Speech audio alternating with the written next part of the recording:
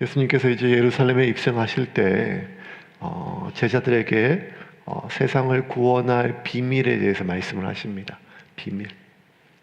마가복음 9장 31절에서 하나님께서 이제 예수님께서 예루살렘 마지막 축으로 가시는데 모든 제자들은 왕이 되실 줄 알고, 또 제자들뿐만 아니라 모든 백성들이 예수님을 환호하면서 이제 예수님이 왕으로 오셔서 이 세상을 다 악을 물리치고, 특별히 로마 이스라엘을 압제하는 하나님의 선택받은 백성 아브라함의 자손 이 이스라엘을 압제하는 로마를 물리치고 다윗과 같은 강력한 왕권을 회복하여 하나님께서 이 나라와 이 민족을 회복시키겠다는 그러한 꿈들과 소망이 있었습니다. 각기 다 다른 꿈들이 있었고, 각기 다 다른 모양의 그러한 희망들이 있었습니다. 그런데 예수님은 알고 계셨죠. 나는 왕이 되려고 예루살렘에 지금 가는 게 아니라 죄인이 되려고 오는 것이고, 나는 저 왕궁에 앉아서 모든 악인들을 물리치고 12지파를 다스리는 그러한 장관들을 세워서 이 나라를 반석 위에 반드시 올리겠다라고 하는 계획이 아니라 십자가에 달려 죽을 계획으로 가셨죠. 그래서 예수님께서 이 말씀은 누구도 이해할 수 없었고, 그리고 누구도 받아들일 수 없는 말씀이었습니다. 약삭빠르게 가룟 유다만 저 인간이 우리를 불러놓고 3년을 허송세월하게 한 뒤에 재책 없이 저 혼자 죽으려고 한다는 그 배신감에 예수를 팔려는 마음만 있을 뿐이지, 대다수는 여전히 예수님이 저 왕이 되시면 누가 오른쪽에, 누가 예수님의 오른팔이 될까, 누가 총리가 될까, 거기에만 서로 관심을 갖고 실제적으로 싸우고 있었을 뿐이었습니다. 예수님께서 이 세상을 구원할 비밀이 뭐였을까요? 마가복음 9장 31절에 너무 단순하게 이렇게 말씀하십니다. 같이 읽겠습니다. 이는 제자들을 가르치시며 또 인자가 사람들의 손에 넘겨져 죽임을 당하고 죽은 지 3일 만에 살아나리라는 것을 말씀하셨기 때문이더라. 자, 이제 제자들에게 비로소 가르쳤어요. 뭘 가르치는가 하면 내가 잡혀간다. 왕이 아니라 죄수다. 내가 모든 걸 다스리는 게 아니라 왕자에 오르는 것이 아니라 십자가에 오를 것이다. 나는 너희들과 함께 오랫동안 살아가는 게 아니라 죽을 것이다. 그리고 다시 살아날 것이다. 이게 예수님께 말씀하셨던 세상을 구원할 비밀이에요. 내가 죽고 다시 살아난다. 이것을 복음서 기자들은 복음이라고 그랬습니다. 마태복음, 마가복음, 누가복음, 그리고 요한복음까지 후대에 사람들이 이 저자들이 지은 이 기록, 이 책의 이름을 정할 때 요한겔리온, 복음이라 정했습니다. 그 복음은 예수님께서 귀신을 쫓아내시고 병을 고치시고 수천 명을 먹이시고, 그리고 정말 귀한 말씀 하나하나 가르쳐 주신 그 말씀들 다 있지만, 결국 예수님께서 말씀하셨던, 아니 예수님께서 그의 삶과 죽음으로 인간들에게서 보여주셨던 복음은 무엇인가 하면 예수님이 우리를 위하여 죽으시고 예수님이 우리를 위하여 살아나신다는 말씀입니다. 그것이 복음이었습니다. 그리고 이 복음은 예수님이 죽고 나신 이후에 다메섹 도상에서 예수님을 만났던 바울이 이 소아시아에 있는 수많은 교회들을 개척하고 그 교회들에게 보내는 편지들, 우리가 읽고 있는 이 수많은 신약 성경의 대부분을 적었던 바울이 복음의 핵심에 대해서 명확하게 이야기합니다. 그 바울이 마지막 피 한 방울, 마지막 땀 한 방울까지도 관제와 같이 부원받고 수많은 채찍에 맞고, 그리고 그 수많은 능욕당하는 삶에 있어서도 그가 포기하지 않고 마지막 수없이 많은 반복되는 죽음의 위협과 실제적 죽음 앞에서도 그가 전하려고 했던 메시지는 복음이었습니다. 그래서 바울은 고린도 교회에 보내는 이 편지에도 실제적으로 우상 숭배에 대한 마음, 그 다음에 그 성적인 범죄에 대한 것, 수많은 것들이 있었습니다. 하지만 바울이 결국 고린도 교회에 전하려고 했던 메시지는 하나였습니다. 이게 무엇인가 하면 복음입니다. 복음 1절 같이 읽겠습니다. 형제들아, 내가 너희에게 전한 복음을 너희에게 알게 하노니 이는 너희가 받은 것이요 또 그 가운데 선 것이라. 형제들아, 내가 너희에게 전한 복음을 너희에게 알게 하노니 이는 너희가 받은 것이요 또 그 가운데 선 것이라. 바울이 전한 것은 복음이었고 그것이 전부였고, 또 이 고린도 교회 성도들이 받은 것 역시 복음이었으며, 고린도 성도들이 지금 서 있는 토대가 무엇인가 하면 교회가 아니라 복음이었습니다. 그럼 복음이 뭔가요? 복음은 단 두 가지 기둥으로 구성이 되어 있습니다. 첫 번째 기둥이 무엇인가 하면 예수 나를 위하여 죽으셨다는 것입니다. 3절 같이 읽겠습니다. 내가 받은 것을 먼저 너희에게 전하였노니 이는 성경대로 그리스도께서 우리 죄를 위하여 죽으시고. 나를 위해서, 나를 대신해서, 특별히 나의 죄를 위하여, 우리 죄를 위하여 죽으셨습니다. 이게 복음의 첫 번째 기둥입니다. 그러면 이 야긴과 보아스처럼 성전을 바치고 있는 두 기둥처럼 복음의 또 다른 기둥, 그 기둥은 무엇입니까? 4절입니다. 예수 나를 위하여 사셨다는 것입니다. 같이 읽겠습니다. 장사 지낸 바 되셨다가 성경대로 사흘 만에 다시 살아나사.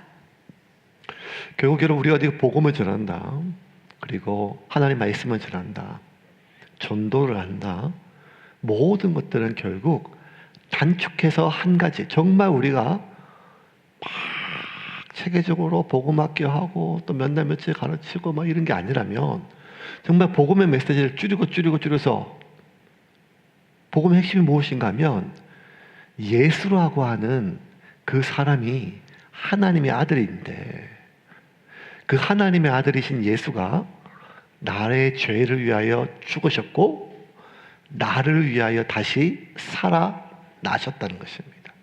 이제 여기 복음이에요.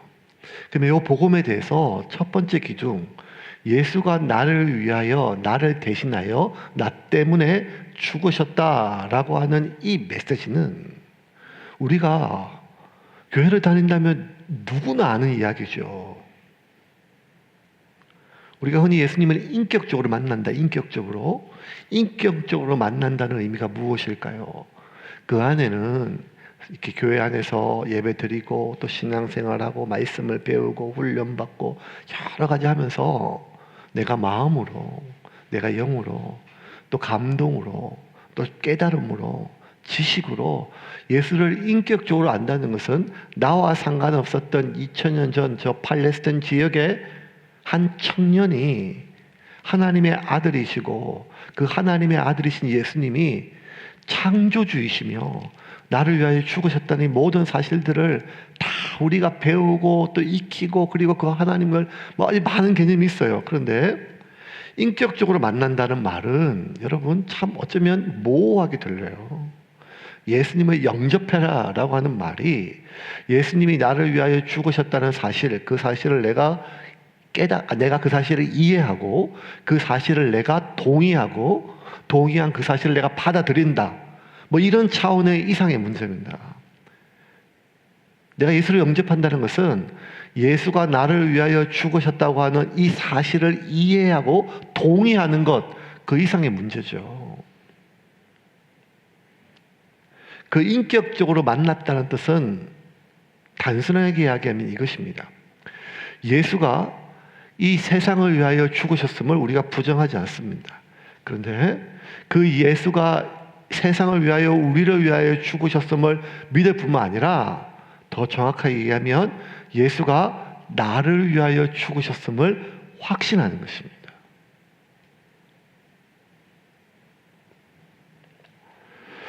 여러분, 우리가 죽음에 대해서 모르는 사람이 없죠. 죽음에 대해서. 죽고 나면 우리가 화장되고 아니면 묻히고 그 이후에 대해서, 과정에 대해서 모르는 사람이 어디 있습니까? 또 죽음을 생각합니다. 그리고 죽음을 당하기도 합니다. 가까운 사람의 누구의 죽음. 죽음을 우리가 부정하는 사람이 아무도 없죠. 죽음에 대해서 우리가 모르는 사람도 없습니다. 다 죽음을 인정합니다. 심지어 죽음을 믿습니다. 그런데 그럼에도 불구하고 죽음이 진짜 내가 죽음을 알 때는 언젠가 하면 이 죽음이 나의 죽음이 될 때입니다.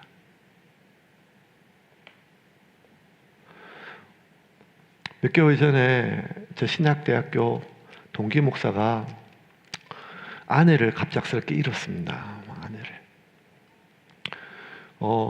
신학대학 졸업하고 한 번도 만나보지 않았지만 페이스북으로 어떻게 사는 줄 알고 사역도 봤거든요.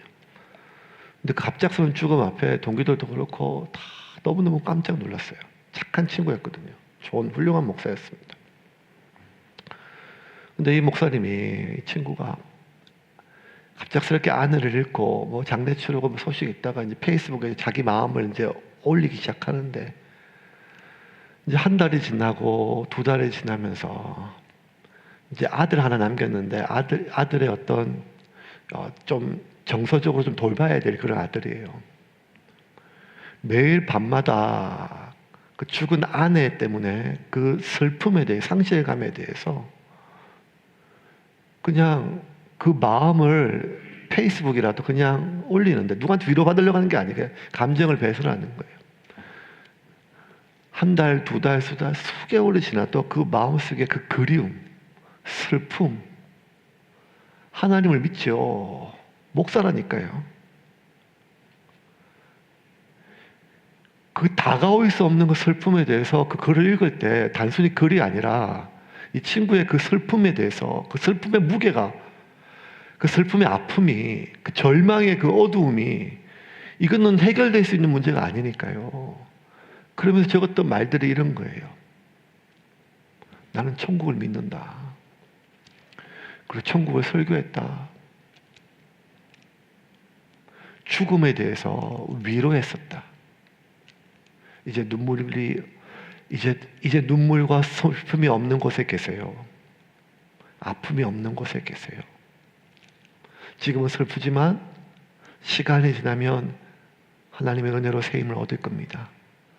하는 그 모든 말이 얼마나 공허한 말이고 의미 없는 말인지 매일 밤 하나하나 적어가는 거예요. 그걸 보고 어떻게, 그래 슬프고 힘들겠지만 목사가 그래도 신앙으로 이겨내야지, 어떻게 이렇게 공개적으로 자기 마음을 드러나, 이렇게 드는 게 아니라 그 마음이 그대로 똑같은 무게는 아니겠죠. 그러면서 계속 뭐 일주일에 한두 번씩 글을 쓰는데 그 슬픔을 토해내요. 슬픔을, 그 절망을, 그 그리움을 토해내는데, 지금까지 자기가 말했던 죽음과 지금까지 자기가 설교했던 죽음은 다 하늘에 떠있는 언어였다는 거예요.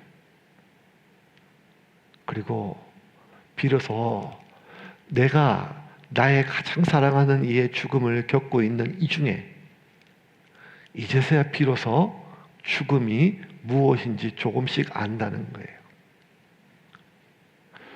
그러니까 여러분, 죽음은 그런 거죠. 죽음을 모르는 사람이 어디 있어요. 하지만 이 죽음이 타인의 죽음일 때는 우리가 죽음을 잘 몰라요. 죽음이 뭔지는 알지만 그 죽음의 무게와 그 죽음의 깊이와 그 죽음의 슬픔과 죽음의 아픔을 다 알 수가 없는 거죠. 예수가 나를 위하여 죽으셨다. 예수님이 나의 죄를 위하여 죽으셨다. 이 말이 우리가 이해하고 동의할 수 있지만 결국 이것이 정말 나에게 복음으로, 그 나를 향하시는 하나님의 사랑으로 우리가 다가올 때는 언젠가 하면, 예수가 나를 위하여 죽으셨다는 말은 나는 예수가 죽어야 될 만큼의 인간이라는 거예요. 나의 죄는 그 무엇도 아니라 하나님의 아들이 죽어야 될 만큼의 나의 죄의 무게라는 거예요. 이 죄를 내가 깨닫기 전에는 예수가 나를 위하여 죽으셨다는 말이 예수가 나 때문에 죽었다는 말이 인격적으로 다가오기가 어렵다는 것입니다. 우리는 죄의 본질에 대해서 무지해요. 그런데 여러분, 죄는 결국 하나님 말씀에 비춰졌을 때 우리가 깨닫게 되고, 또 하나 그 죄의 결과를 우리가 경험했을 때 죄의 심각성을 경험하게 됩니다. 하나님께서 아담에게 먹지 말라, 먹으면 정령 죽으리라. 그 말 속에 죽음이 무엇인지 아담이 타락 이전이니까 몰랐을 수가 없어요. 죽으면 정령 죽으리라. 먹으면 정령 죽으리라. 그 죄의 결과, 죽음, 죄의 삭선 사망.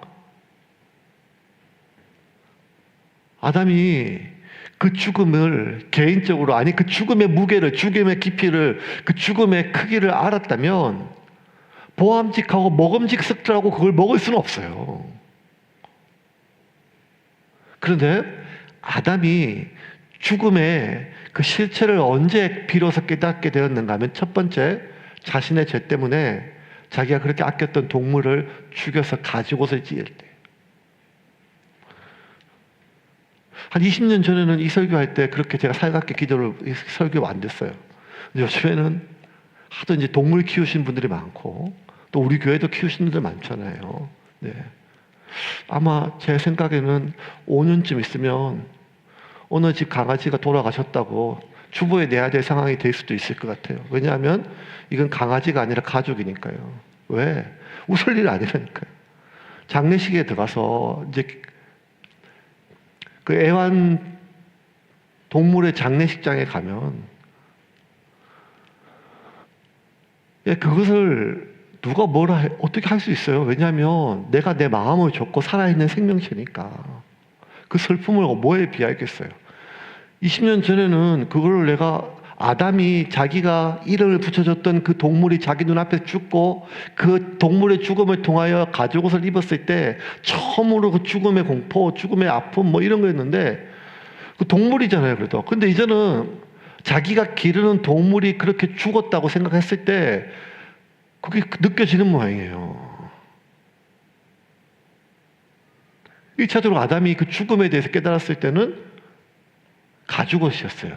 하지만 아담이 정말 진심으로 죄가 얼마나 무서운 것인지를 깨달았을 때, 자신이 저질렀던 일이 어떤 일인지를 깨달았을 때, 그 결과, 그 죽음이 얼마나 무섭고 아픈지를 깨달았을 때는 우리가 아는 것처럼 자신의 사랑하는 아들의 죽음을 목도했을 때잖아요.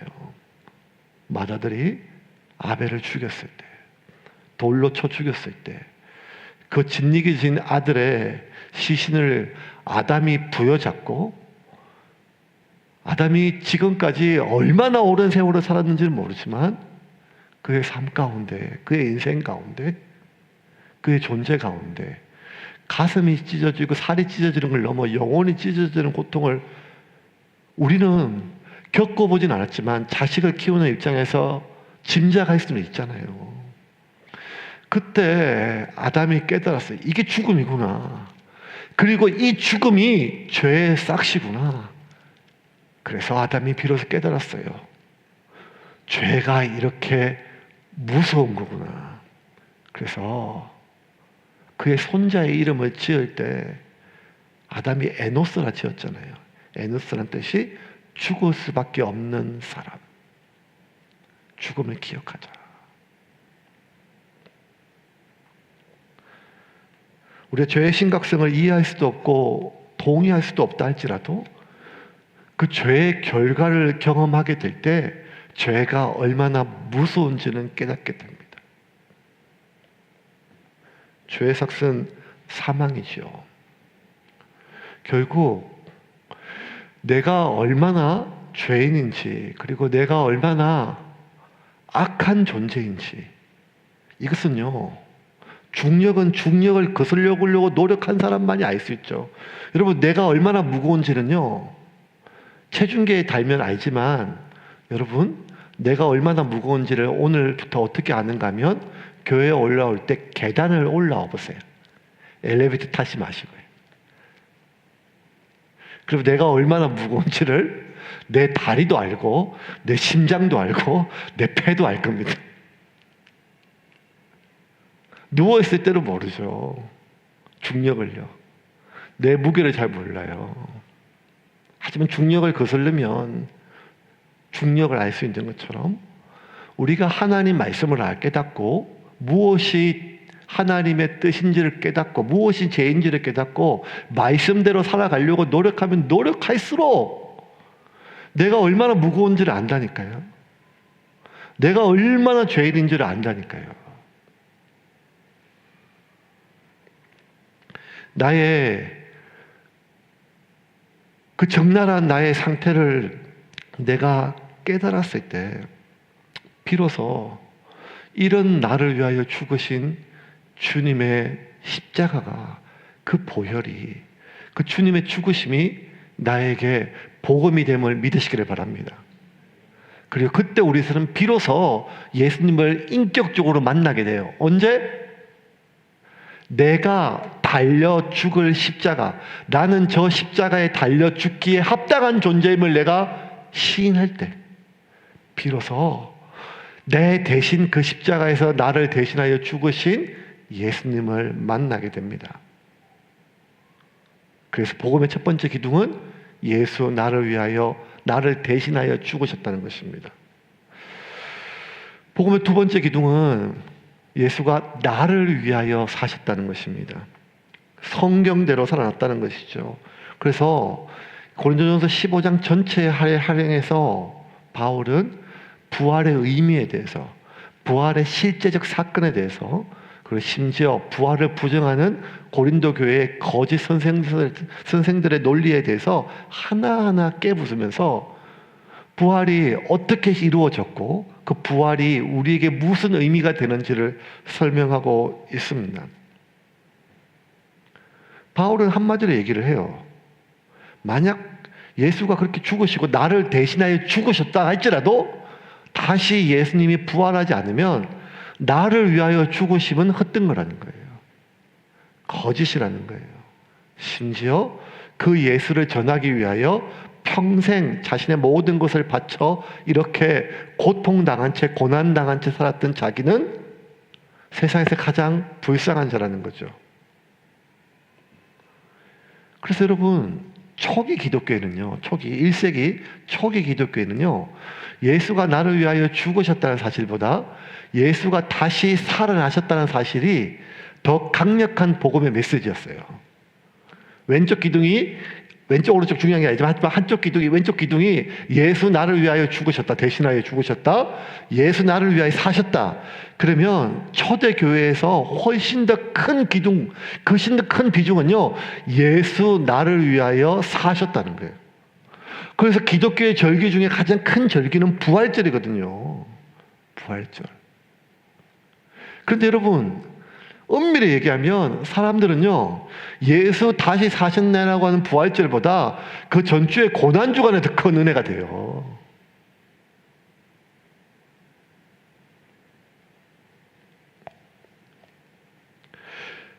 아니, 예수님의 부활보다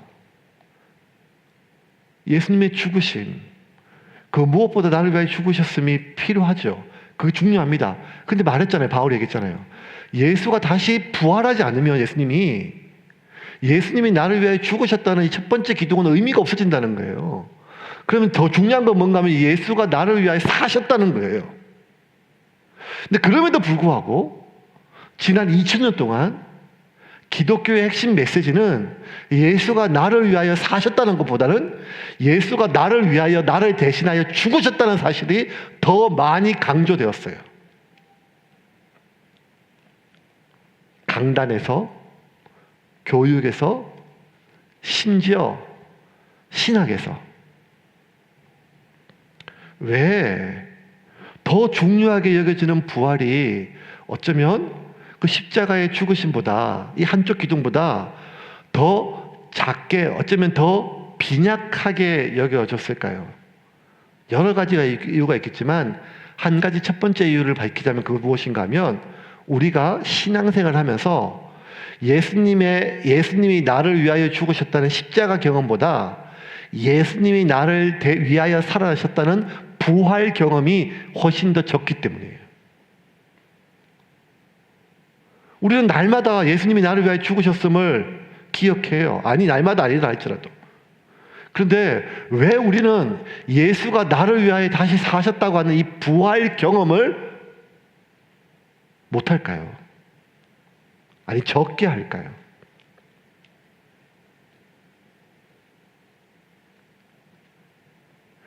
예수님이 우리에게 따라오라고 했던 길은 좁은 길이죠. 십자가의 길. 누구든지 나를 따라오려거든 자기를 부인하고 자기 십자가를 지고 나를 따를 것이다.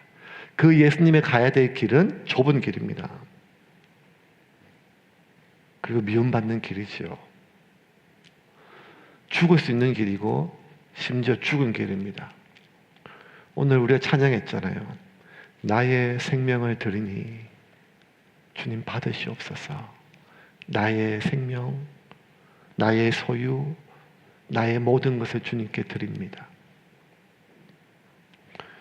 근데 우리 이렇게 찬양하고 이게 진심인데요. 막상 우리가 어떤 선택의 순간일 때는요, 우리가 주님을 위해서 결정하기보다는 나 자신을 위하여 결정할 때가 훨씬 더 많다는 거예요. 왜 우리가 부활 경험이 십자가 경험보다 적은가? 한마디로 얘기하면 부활은 죽어야 살아나는 거잖아요. 죽었다가 다시 살아나는 거잖아요. 그럼 부활을 경험하기 위해서는 믿음, 소망, 열정, 헌신 이런 게 아니라 부활을 경험하기 위한 첫 번째 요소는 뭔가 하면 죽어야 되는 거예요. 죽어야 다시 살아나는 것을 경험하는 거예요. 그런데 우리는 길을 쓰고 죽는 길을 피하려고 합니다. 본능이죠. 본능이죠.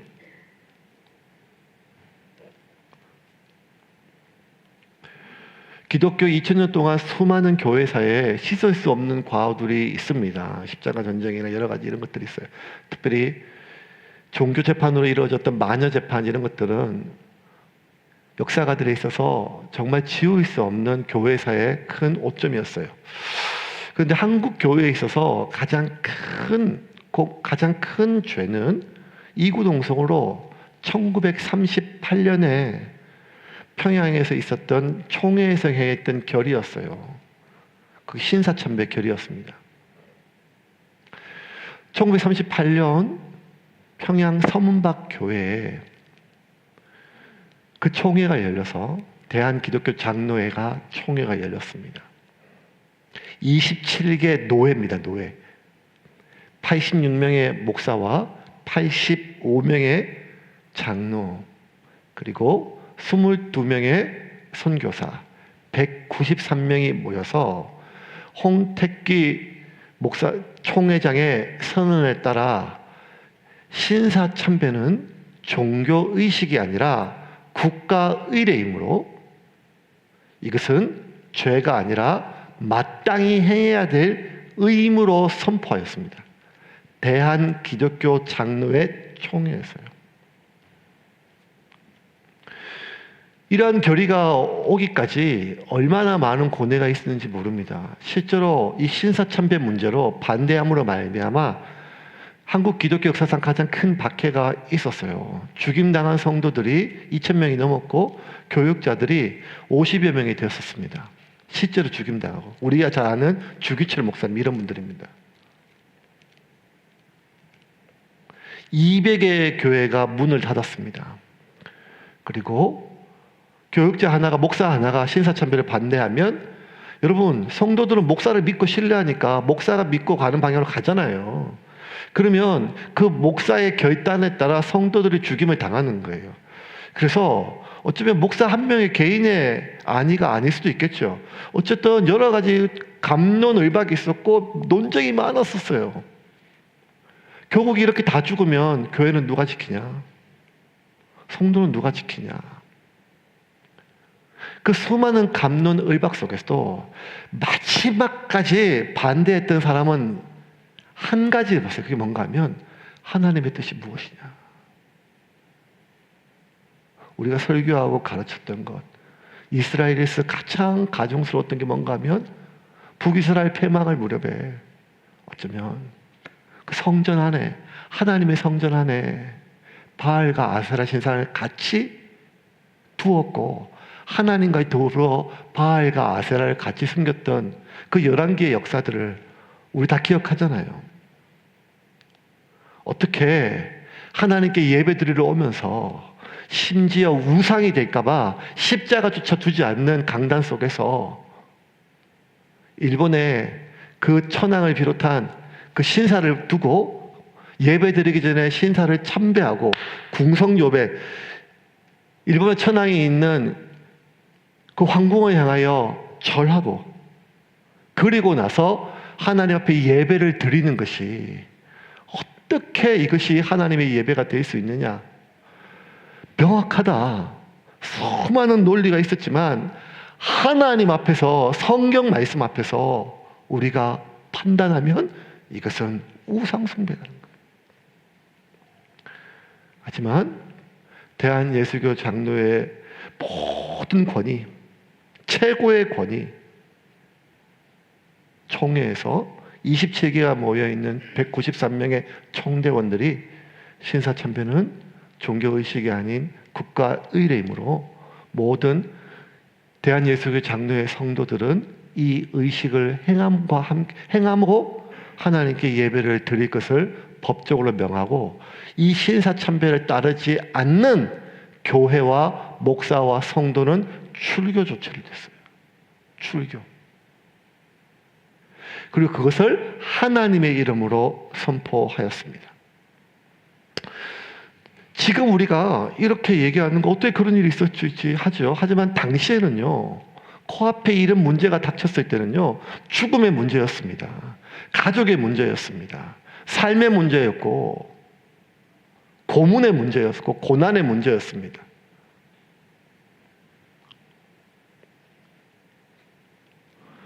죽음 앞에서 여러분 우리는요, 얼마든지 성경의 이름으로, 하나님의 이름으로 합리화할 수 있는 존재라는 것이 지난 2000년 기독교 역사 가운데 우리는 볼 수가 있습니다. 대한민국이 참으로 어렵고 혼란스러운 이 시기에 지금은 수많은 군인들이 온 국민들이 보는 앞에서 그렇게 고백하고 대한민국에서 제일 용감하던 사람들이 마치 바보처럼 그렇게 행세하는 이 상황 속에서 여러분 순간적인 그 상황 속에서 충분히 이해해요. 공감해요. 동의할 수 없다 할지라도 그 상황 속에서. 그런데 여러분 죄는요 그 결과를 통해서 우리가 알거든요. 결과를 통해서. 나의 이 결정이 나뿐만 아니라 나를 따르는 이 수많은 사람들에게, 이 수많은 부하들에게 어떤 결정을 내릴지를 그때는 몰랐다고 얘기를 하죠. 하지만 여러분 오늘 우리가 저지르는, 아니 우리가 오늘도 우리가 수많은 선택들이 있는데 그 수많은 선택들에 대한 그 결과는 결국 이 선택의 결과 뒤에 우리 역시 하나님 앞에서 내가 선택했고 내가 결정했던 것들이 어떠한 의미가 있는지 그 무게에 대해서 결국 죄는 그 결과를 우리가 감당할 때 죄의 무게를 알 수가 있는 것입니다. 여러분 우리가 정말 혼란스러운 거는요, 하나님의 뜻이 무엇인지를 몰라서 혼란스럽기보다는 하나님의 뜻을 선택할 때 내가 치러야 될 대가가 얼마나 큰지에 대해서 혼란스러울 때 우리 혼란스러워요.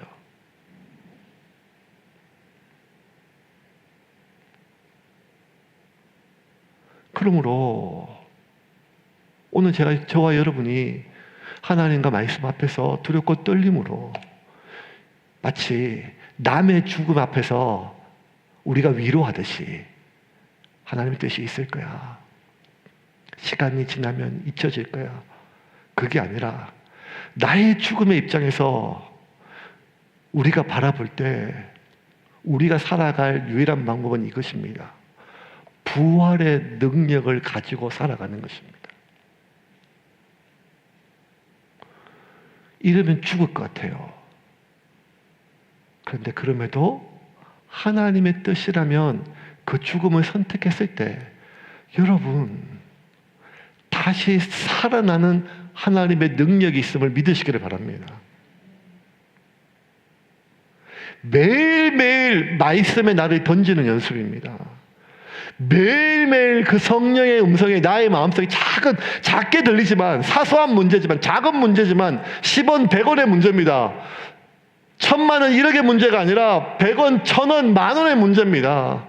1년 평생 내 삶에 대한 문제가 아니라 오늘 하루 10분 반나절의 문제입니다. 그 작은 수많은 선택 속에서 무엇이 나의 이익이냐가 아니라 하나님의 뜻이 무엇인지에 따라 내가 선택하는 연습을 해야 합니다. 작은 것부터. 그렇게 내가 죽는 연습을 할 때 비로소 내가 다시 살아나는 경험을 할 수가 있는 겁니다. 나의 이익의 죽음이 뭐예요? 손해지요. 내가 손해보는 게 뻔해요. 명확해요. 하지만 그 손해를 선택했을 때 결과적으로 나의 이익이 되는 경험입니다. 관계의 죽음이죠. 그의 마음을 잃는 것입니다. 하지만 무엇이 하나님의 뜻인지를 확신할 때 내가 누군가의 마음을 읽는다 할지라도 지시를 잃어버린다 할지라도 그것을 선택하는 것입니다. 나의 죽음이죠. 우리가 총에 맞고 칼에 찔리는 일은 없습니다. 하지만 우리가 겪을 수 있는 죽음은 내가 나쁜 사람이 되는 겁니다. 이 선택으로 내가 나쁜 사람, 모든 사람에게 내가 나쁜 사람으로 지탄받는 것입니다. 하지만 그 상황 속에 오직 내가 하나님 앞에 어떤 사람인지를 결정하고 선택했을 때 나를 결국 살리시는 하나님의 은혜를 경험하실 줄을 주님의 이름으로 축원합니다. 이제 말씀을 정리하겠습니다. 여러분, 우리는 하나님과 역사 안에서 시간 앞에서 시대와 역사 속에서 전 세계 정말 온 인류가 수백 년 동안 경험했던 수천 년 동안 경험했던 것들을 단 100년이라는 시간으로 압축해서 살아내는 한반도에서 한민족의 시간 속에 살아가고 있습니다. 우리는 식민지를, 전쟁을, 이념의 분쟁을, 독재를, 민주화를, 가난을, 풍요를, 선진국을, 문화를 압축적으로 살아가는 이 시계 속에 우리는 하나님을 믿는 믿음으로 살아가고 있습니다. 어쩌면 우리의 선택 속에 우리는 내가 말하는 것에 나의 삶이 내가 가지고 어떤 가치관을 가지고 있다고 해서 내가 그러한 삶이 아니라는 것을 철저하게 기억해야 됩니다. 결국 내가 어떤 사람인 것은 내가 무엇을 고백하느냐, 나의 고백이 내가 아닙니다. 내가 가지고 있는 그 가치관이 내가 아닙니다. 결국 나는 내가 한 선택이 나의 결국입니다. 내가 한 선택이, 나의 행동이, 나의 삶이 그게 나지요. 내가 입으로 고백하는 고백, 내가 가지고 있는 가치관 그게 아니라 나의 그 선택과 반복된 선택으로 이루어진 나의 삶만이 결국 나입니다. 그러할 때 우리는 깨달아야 됩니다.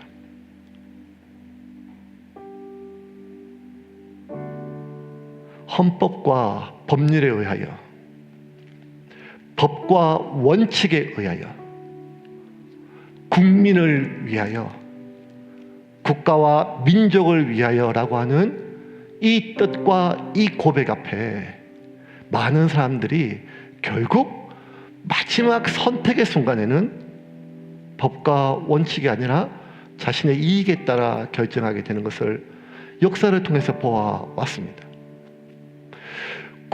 국민을 위하여 살아간다는 많은 정치인들의 삶 속에 결국 어떤 선택의 순간 속에는 국민이 아니라 지금 이 순간조차도 각 진영을 막론하고 나의 이익을 위하여 결정과 선택을 내리는 그 선택들을 우리는 보아왔습니다.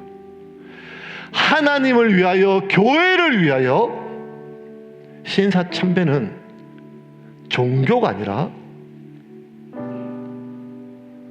국가의례라고 하는 그 선포 속에서 결국 우리가 하나님 위하여 내 삶을 드리고 나의 소유를 드리고 나의 목숨을 드리는 것은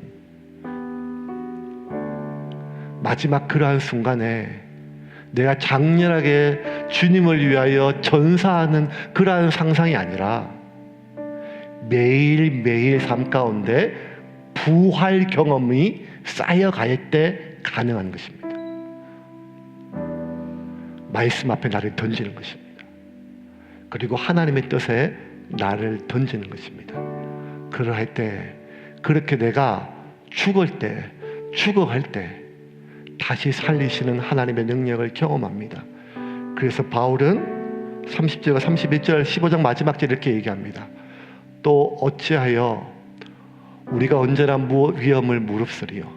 형제들아, 내가 그리스도 예수 우리 주 안에서 가진 바 너희에게 대한 나의 자랑을 두고 단언하노니 나는 날마다 죽노라. 나는 날마다 죽노라. 바울의 그 모든 말들과 바울의 모든 삶 속은 바울은 혀를 깨무는 심정으로, 정말 날마다 죽는 심정으로 모든 사람 앞에 틀린 사람이 되었고, 모든 사람 앞에 죄인이 되었으며, 모든 사람 앞에 가장 어리석은 자가 되었으며, 모든 사람 앞에 저주받은 자가 되었습니다. 그랬던 바울이 한두 번은 그렇게 살다가 고난 가운데 변절하지 않고 마지막 중간까지, 마지막 그의 사명이, 생명이, 호흡이 끊어질 때까지 복음을 위하여 살 수 있었던 능력은 다시 살리시는 하나님의 능력을 경험했기 때문입니다. 그러므로 사랑하는 세운교회 여러분, 이번 주도 주일날 선포되었던 말씀처럼 계산이 아니라 하나님 말씀에 나를 던지고 다시 살리시는 하나님의 능력을 경험하는 한 주가 되기를 주님의 이름으로 축원합니다.